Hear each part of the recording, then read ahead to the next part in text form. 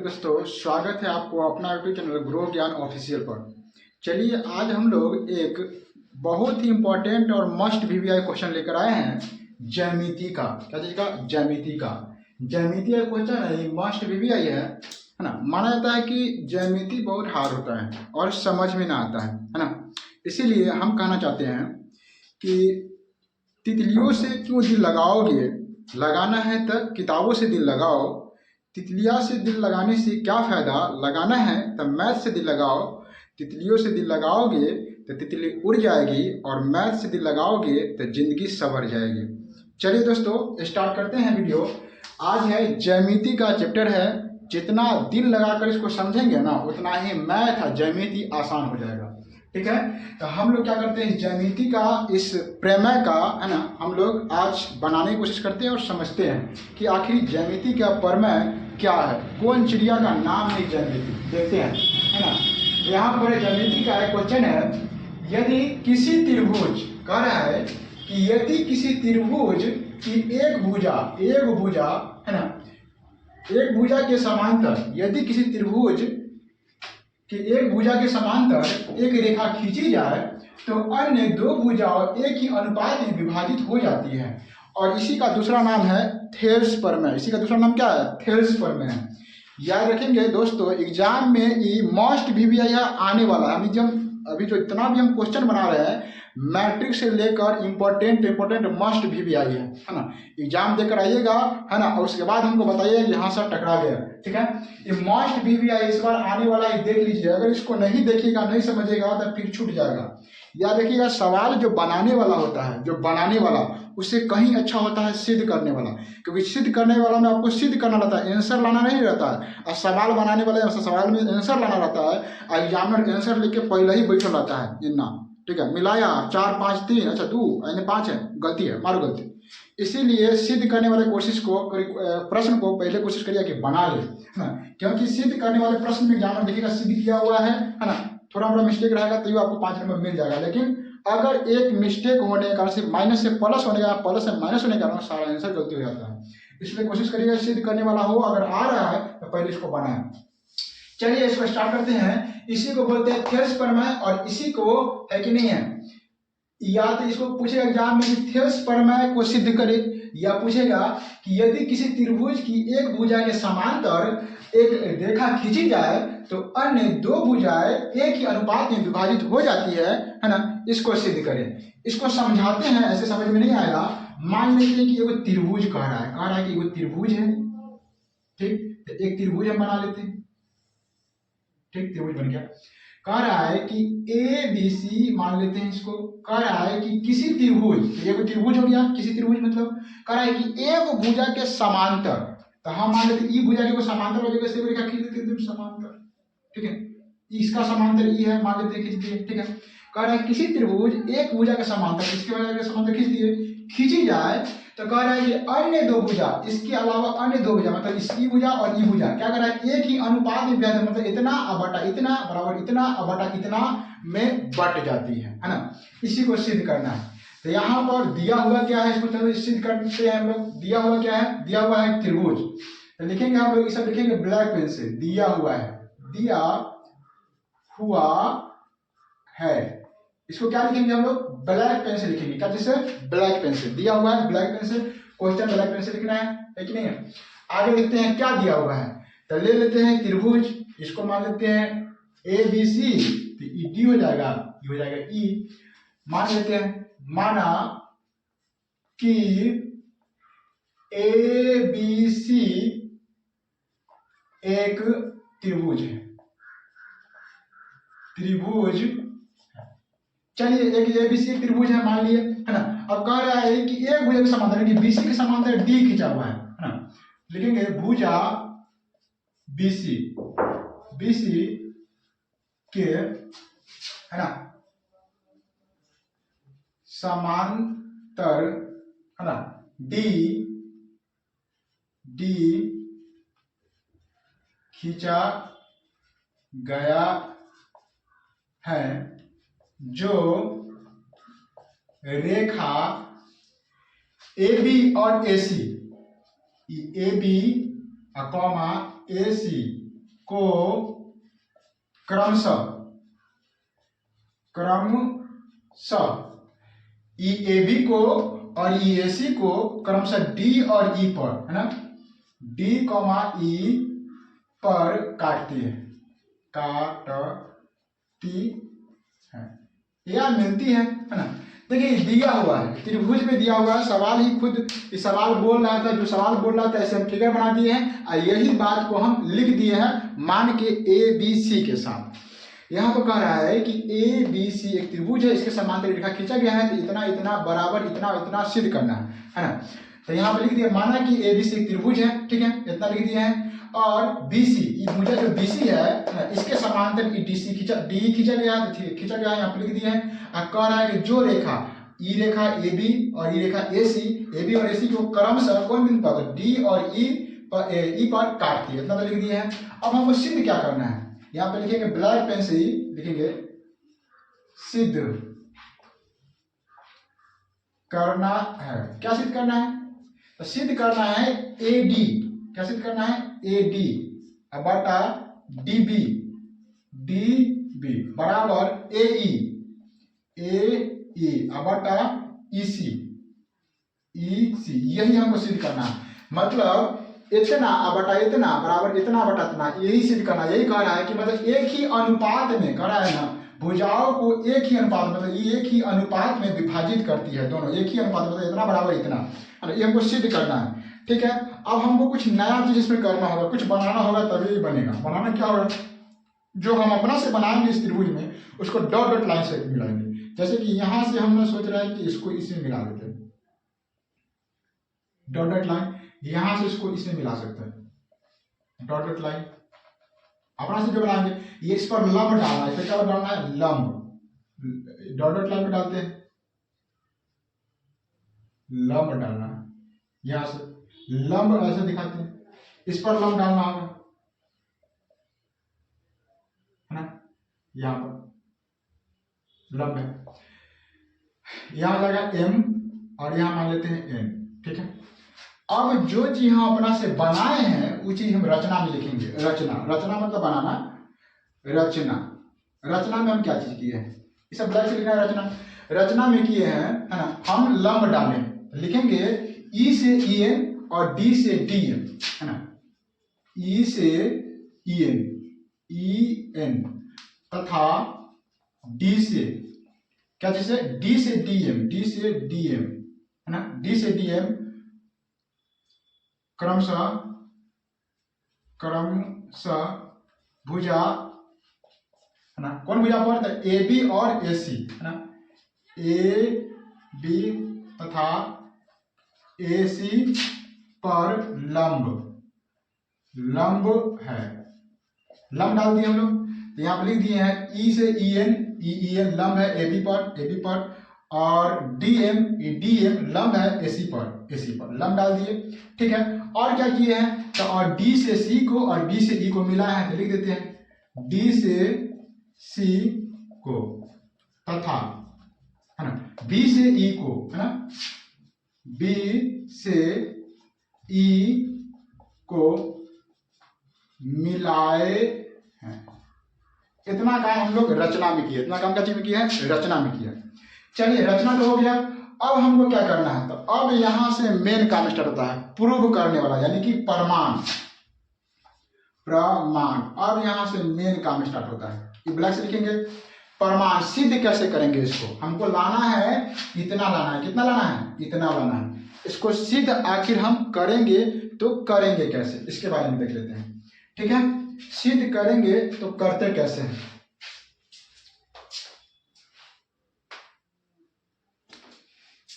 चलिए देखते हैं इसके बारे में, सिद्ध कैसे करेंगे।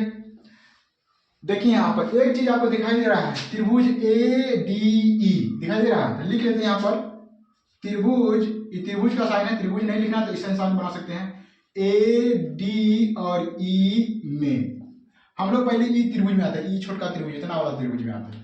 ठीक है, एक चीज जानते हैं हम लोग कि त्रिभुज का क्षेत्रफल का फॉर्मूला क्या होता है। छेद के 0 दे दिया है, मतलब कि क्षेत्रफल हो गया, तो क्षेत्रफल का फॉर्मूला क्या होता है, इसका होता है 1/2 गुने आधार गुने ऊंचाई। याद करिए, इसी फॉर्मूला से पूरा बन जाएगा। 1/2 गुने आधार गुने ऊंचाई क्षेत्रफल का फॉर्मूला होता है, ठीक है। तो हम लोग इस त्रिभुज में आए हैं। इस त्रिभुज में पहले सोचिए कि आधार क्या है, ऊंचाई क्या है। ऊंचाई उसको बोलते हैं जो लंब रहता है, सीधा खड़ा। मान लीजिए वो नीचे धरती है, इस पर वो खंबा खड़ा है, तो ये जो खंबा है सीधा खड़ा, इसको बोलते हैं हम लंब। तो ये लंब हुआ तो आधार ही हो गया, ठीक है। तो हम लोग देखते हैं कि इसमें आधार क्या है, लंब क्या है। तो ये लंब है, या देखिए ये लंब है, तो आधार ही हो गया, है ना। तो क्या करेंगे, हम लिखते हैं यहाँ पर त्रिभुज, कौन त्रिभुज, तो यही ADE, त्रिभुज ADE का क्षेत्रफल बराबर 1/2 गुने आधार, तो AD हो जाएगा, गुने AD, ऊंचाई क्या हो जाएगा, EN, ऊंचाई EN, ठीक है, हो गया। इतना हो गया ना। अब क्या करना है हमको, अब करना है अगेन, पुनः, है ना।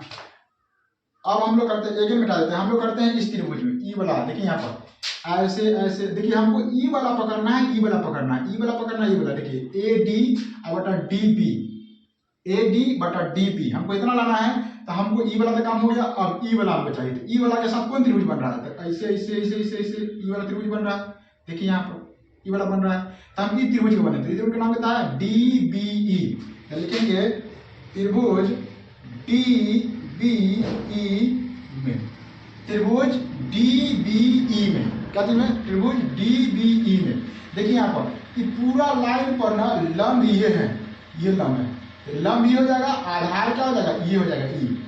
तो यहाँ पर लिखेंगे त्रिभुज DBE में, त्रिभुज DBE का क्षेत्रफल, क्षेत्रफल बराबर क्या हो जाएगा, 1/2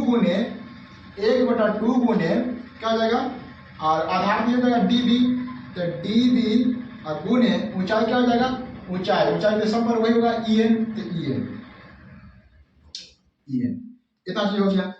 अब हमको दोनों का त्रिभुज क्षेत्रफल हो गया, तो क्या करेंगे, देखिए यहाँ AD और DB दोनों को बाटा करेंगे, है कि नहीं है, दिखाई दे रहा है, बाटा करेंगे तो ई कट जाएगा, ई कट जाएगा, तो हमको जितना चाहिए उतना आ जाएगा। तो इसीलिए लिखते हैं, क्या लिखते हैं कि त्रिभुज ADE का क्षेत्रफल, अब बाटा त्रिभुज, कौन त्रिभुज, ये नीचे वाला त्रिभुज क्या हो जाएगा, DBE, नीचे वाला त्रिभुज हो जाएगा DBE का क्षेत्रफल बराबर, अब बाटा करेंगे तो ऊपर वाला कितना हो जाएगा, यहाँ लिखा हुआ है 1/2 गुने AD और गुना EN बटा 1/2 गुना DB और गुना EN। याद रखेंगे EN से EN कट जाएगा और 1/2 से 1/2 कट जाएगा, तो बचे क्या, AD बटा DB, हो जाएगा समीकरण 1। क्या हो जाएगा, समीकरण 1।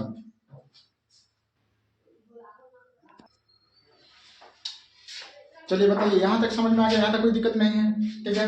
समीकरण 1 आ गया। अब जो काम हम इसके साथ किए, इस लाइन के साथ, वही काम अब हम इस लाइन के साथ करेंगे, इस लाइन के साथ, ठीक है। और वही काम जब उस लाइन के साथ करेंगे, फिर आगे क्या हो जाएगा, बराबर हो जाएगा। चलिए यहाँ पर तक समझ में आ गया, ठीक है।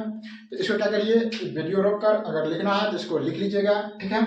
और समझ में आ गया है तो ठीक है, मतलब फिर से समझा देते हैं। देखिए यहाँ क्या है, ये त्रिभुज कह रहा है ABC, है ना।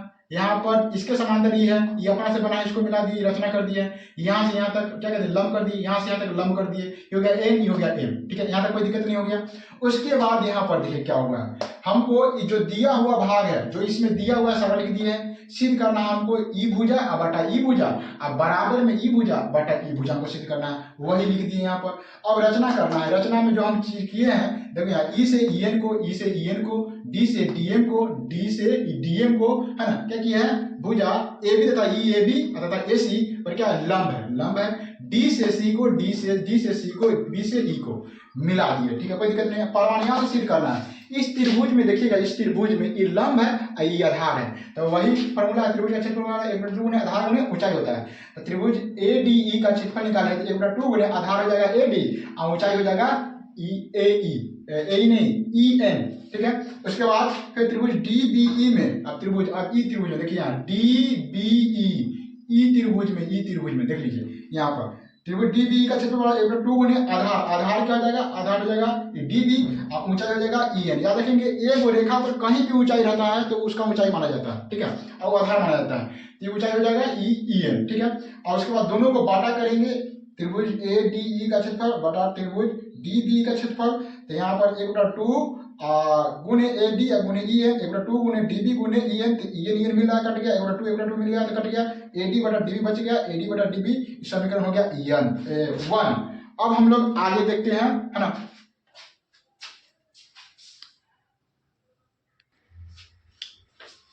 चलिए यहाँ ध्यान दीजिए, अब हम लोग चलते हैं ए डी ई, फिर उसी त्रिभुज में, है ना, लिखेंगे त्रिभुज ए डी ई में, त्रिभुज ए डी ई का क्षेत्रफल। याद रखेंगे इस बार जो है आधार चेंज करेंगे और ऊंचाई चेंज करेंगे, तो फिर जो इसी बन जाएगा, आधार इस बार रखेंगे ए ई और ऊंचाई इस बार डी एम हो जाएगा, है ना।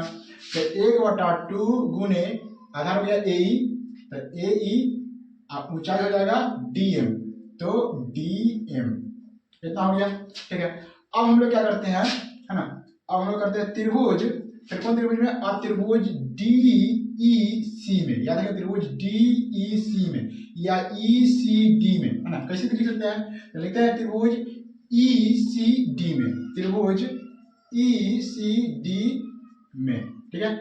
त्रिभुज ई सी डी में क्या हो गया, तो त्रिभुज ई डी सी का क्षेत्रफल, त्रिभुज ई सी डी का क्षेत्रफल निकालेंगे तो क्या हो जाएगा, वैसी फॉर्मूला हो जाएगा 1/2 गुने आधार बोले तो आधार ही रखना है, भुजा को ई भुजा मान में लाना है, तो ई सी भुजा और ऊंचाई ई पूरा लेखा पर ऊंचाई दिया कहलाता है डी एम, क्या हो जाएगा डी एम, ठीक है। अब फिर हमको क्या करना है, याद रखिए ए ई बटा ई सी लाना है, ए ई बटा ई सी लाना है हमको, इसको बटा करना है, क्या करना होगा बटा, इसीलिए है ना त्रिभुज ए डी ई का क्षेत्रफल, है ना, अब बाटा त्रिभुज ई सी डी का क्षेत्रफल, ठीक है, बराबर हो जाएगा, तो क्या हो जाएगा 1/2 गुने ऊपर का ए ई गुने डी एम और नीचे 1/2 गुने ई सी गुने डी एम, यानी में डी एम मिला तो कट जाएगा, 1/2 मिला तो कट जाएगा, बच जाएगा ए सी ए ई बटा ई सी, इस समीकरण हो जाएगा 2, ठीक है। अब यहाँ ध्यान दीजिए, समीकरण 1 निकल गया, समीकरण 2 निकल गया, समीकरण 1 और 2 को बराबर कर देंगे तो मेरा काम हो जाएगा फाइनल। एक बात ध्यान दीजिए, यहाँ देखिए त्रिभुज ए डी ई बराबर कैसे होगा, त्रिभुज ए डी ई का क्षेत्रफल इसमें भी है और त्रिभुज ए डी ई का क्षेत्रफल समीकरण 1 में भी था। तो एक बात ध्यान दीजिए, अगर त्रिभुज ई सी डी का क्षेत्रफल, है ना, या त्रिभुज डी बी ई का क्षेत्रफल अगर बराबर हो जाए तो दोनों बराबर हो जाएगा। देखिए बराबर कैसे करते हैं, यहां पर आए लिखेंगे क्या कि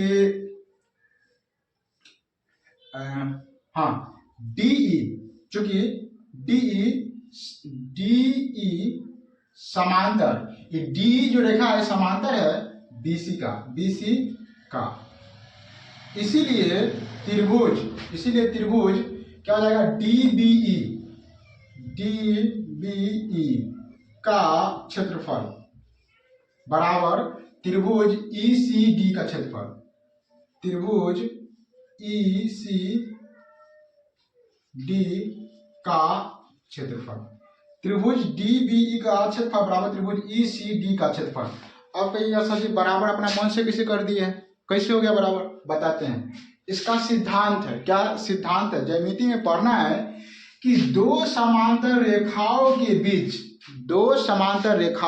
बीच बना त्रिभुज का क्षेत्रफल बराबर होता है, ज्यामिति के सिद्धांत है, ठीक है। इसको पढ़ना है, ज्यामिति पढ़े होइएगा तो पता होगा, नहीं पढ़े होइएगा तो पढ़ लीजिएगा, है ना। अभी तो एग्जाम में तो क्या पढ़िएगा, रट लीजिए। है ना, कि दो समांतर रेखाओं के बीच बना त्रिभुज का क्षेत्रफल बराबर होता है। याद रखेंगे, दो समांतर रेखाओं और एक ही आधार, देखिए यहाँ पर इसमें जो है ना, इस त्रिभुज में ई जो रेखा है, ई दोनों क्या है, कॉमन है। ई रेखा इसमें भी है और ई रेखा कहाँ गया, ई रेखा इसमें भी है, ये त्रिभुज में। इसीलिए दो समांतर रेखाओं के बीच बना त्रिभुज का क्षेत्रफल बराबर होता है। यहाँ पर लिख देंगे, क्योंकि हम जानते हैं कि दो समांतर रेखाओं के बीच बना त्रिभुज का क्षेत्रफल बराबर होता है। दो समांतर रेखाओं के बीच बना त्रिभुज का क्षेत्रफल बराबर होता है, इसीलिए ई त्रिभुज का क्षेत्रफल बराबर ई त्रिभुज का क्षेत्रफल। ये आप न भी लिखिएगा फिर भी काम चल जाएगा, हम आपको समझाने के लिए लिख दिए। ऐसे याद रहेगा तो लिख दीजिए, और अच्छा बात है ना। ठीक है, अब क्या करना है, जब इसका और इसका क्षेत्रफल बराबर हो जाएगा तो क्या हो जाएगा, पूरा बराबर हो जाएगा। ये पूरा बराबर होगा वो पूरा के, तो लिख देते हैं, इसीलिए है ना, त्रिभुज ADE का क्षेत्रफल अब बाटा त्रिभुज पहले का, या पहले का DBE होगा नीचे, त्रिभुज DBE का क्षेत्रफल बराबर हो जाएगा। बराबर हो जाएगा किसके, तो इसके बराबर हो जाएगा। त्रिभुज ADE का क्षेत्रफल अब बाटा त्रिभुज ECD का क्षेत्रफल बराबर हो गया। अब इतना बराबर इतना हो गया तो समीकरण 1, इसको माने समीकरण 1, उसको माने समीकरण, उसको माने समीकरण 1, इसको माने समीकरण 2। इसीलिए समीकरण 1 तथा समीकरण 2 से क्या हो जाएगा, तो वही बराबर हो जाएगा। AD बटा DB बराबर AE बटा EC PROVED प्रूव हो गया। याद रखेंगे दोस्तों, ये 5 नंबर का जो थेल्स प्रमेय है, ये पूछेगा तब पूछेगा, इस बार आ ही रहा है, क्योंकि ये थेल्स प्रमेय कई सालों से नहीं पूछ रहा है। इस बार आना बहुत ही ज़्यादा चांस है, इसलिए इसको पढ़कर याद रखिएगा और समझ लीजिएगा। ठीक है, इसमें कोई दिक्कत नहीं होना चाहिए। समझ में आ गया है? ठीक है, तो कमेंट करिएगा, नहीं समझ में आ गया तो बताइएगा कहाँ दिक्कत हुआ आपको, है ना। इसीलिए कहते हैं कि क्यों मरते हो यारो सनम के लिए, क्यों मरते हो यारो सनम के लिए, दुपट्टा न देगी कफन के लिए, मरना है तो मरो वतन के लिए, तिरंगा मिलेगा कफन के लिए। जय हिंद मेरे दोस्तों, धन्यवाद।